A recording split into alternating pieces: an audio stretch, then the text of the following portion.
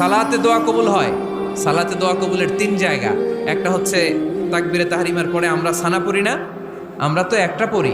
আল্লাহর হাবিব সুন্নাহ এবং নফল নামাজে আরো পড়তেন সানা, ওই দোয়া কবুল হয়। 2 নম্বর জায়গা সালাতে সেজদায় পড়ে দোয়া করলে কবুল হয়। আকরাবু মা ইয়াকুনুল আবদু মির রাব্বিহি ওয়া হুয়া সাজিদ ফাকসিরু ফিহি দুআ। বান্দা যখন সেজদায় লুটিয়ে পড়ে, বান্দা আল্লাহর সবচেয়ে কাছে চলে যায়। তা কিন্তু বিশ্বনবী বলে, সেজদাটা তোমার রবের কুদরতি পায়ের উপরে পড়েছে।